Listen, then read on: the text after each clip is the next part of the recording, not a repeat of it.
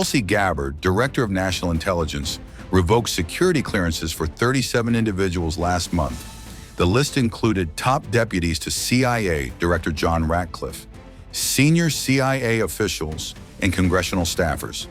The White House reportedly was not informed before the action, so officials had no opportunity to review the list beforehand. Among those affected were Meher Bitar, National Security Advisor to Senator Adam Schiff, and Thomas West, an aide on the Senate Foreign Relations Committee.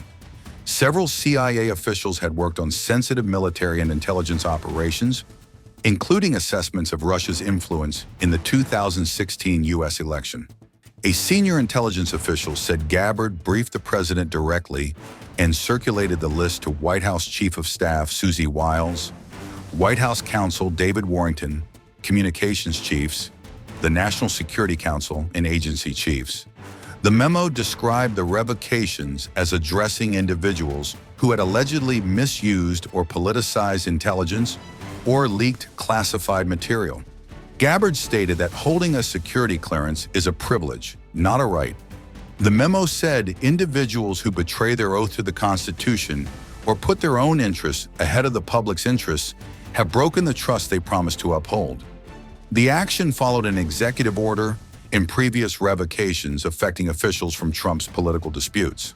The list included officials involved in intelligence assessments on Russia's 2016 election operations. The revocations were implemented last month with notices sent to relevant White House and agency officials. Gabbard said the action was in line with President Trump's instructions. The revocations affected multiple federal personnel, including senior CIA officials and congressional aides, and were carried out under executive guidance. The purpose, according to the memo, was to address the alleged misuse or politicization of security clearances. Approved leaking classified information to smear President Trump's image during the Russiagate scandal. Does the president plan to investigate Adam Schiff, and what would accountability look like if more information confirms this report? The president has already said he wants to see Adam Schiff held accountable for the countless lies he told the American people in relation to the Russiagate scandal. I brought Tulsi Gabbard out to this podium to talk to you about all of that, and this administration is taking accountability very seriously. As for this new FBI whistleblower report, I understand Kash Patel last night declassified a 302 FBI document showing that a whistleblower who is a Democrat, a career intelligence officer who worked for Democrats on the House Intel Committee for more than a decade, repeatedly warned the FBI in 2017 that then Rep. Adam Schiff had approved leaking classified information to smear then President Donald Trump over the Russiagate scandal. This is obviously a bombshell whistleblower report. Hopefully more people in this room will cover it as such. And I have a quote from the FBI director for all of you. He has said this: "For years, certain officials used their positions to selectively leak classified information to shape political narratives. It was all done with one purpose: to weaponize intelligence and law enforcement for political gain. Those abuses eroded public trust in our institutions. The FBI will now lead the charge with our partners at DOJ, and Congress will have the chance to uncover how political power may have been weaponized and to restore accountability." That's what the administration is focused on, and hopefully we'll see some more media reports on this whistleblower allegation. If this were reversed, if this were allegations against the president or any of these cabinet officials, I'm sure everyone in this room would cover it as such. Gabbard on July 24th, 2025, made a surprise appearance at the White House press briefing just hours after she made public a declassified report from House Republicans that was produced during the first Trump administration.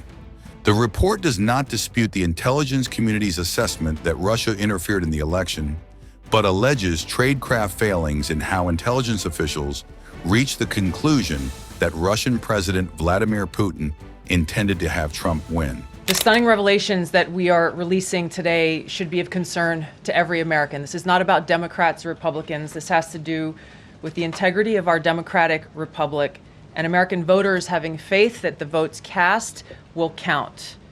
There is irrefutable evidence that detail how President Obama and his national security team directed the creation of an intelligence community assessment that they knew was false. They knew it would promote this contrived narrative that Russia interfered in the 2016 election to help President Trump win, selling it to the American people as though it were true.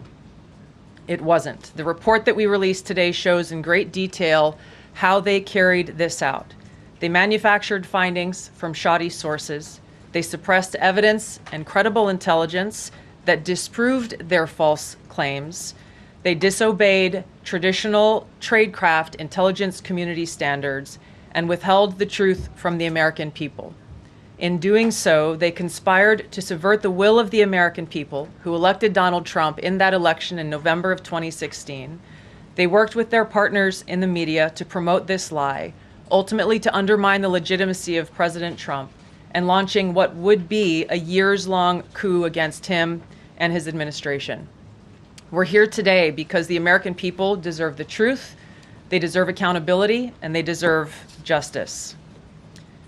The records that we released on Friday that were ODNI records, Senator Chuck Grassley's release on Monday of what is known as the Clinton Annex, which was an appendix to the Department of Justice Office of Inspector General's 2018 report, as well as the House Intelligence Committee's majority oversight report that we're releasing today, all come back to and confirm the same report. There was a gross politicization and manipulation of intelligence by the Obama administration intended to delegitimize President Trump even before he was inaugurated, ultimately usurping the will of the American people.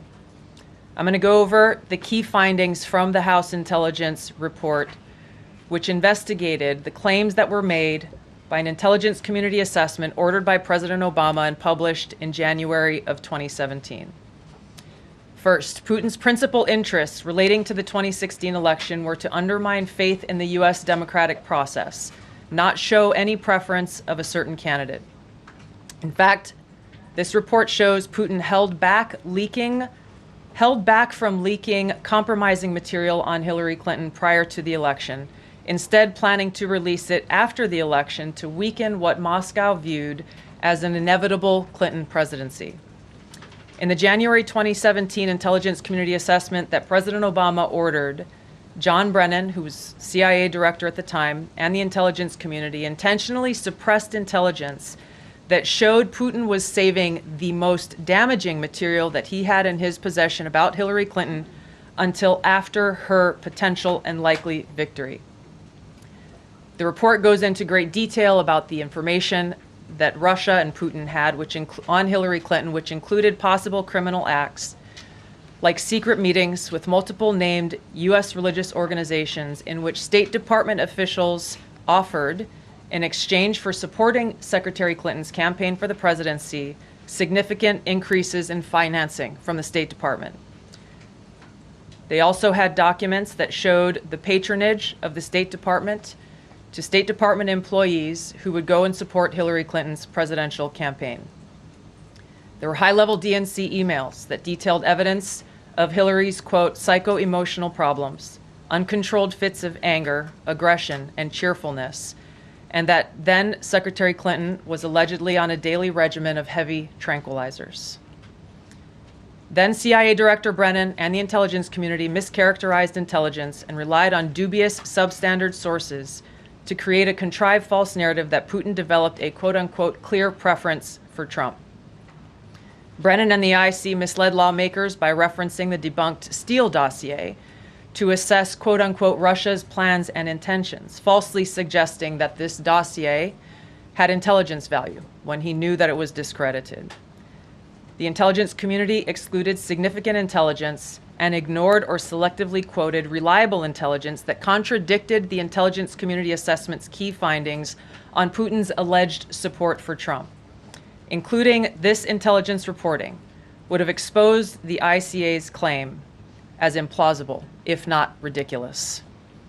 The intelligence community assessment omitted reliably sourced information, such as how some Russian intelligence officials were quote-unquote planning for candidate Hillary Clinton's victory, while others assessed neither Trump nor Clinton would respect Russia's interests. As was reflected in the ODNI documents that we released on Friday, multiple intelligence community assessments released in the months leading up to the November 2016 election concluded that Russia had neither the intent nor capability to impact the outcome of the U.S. election.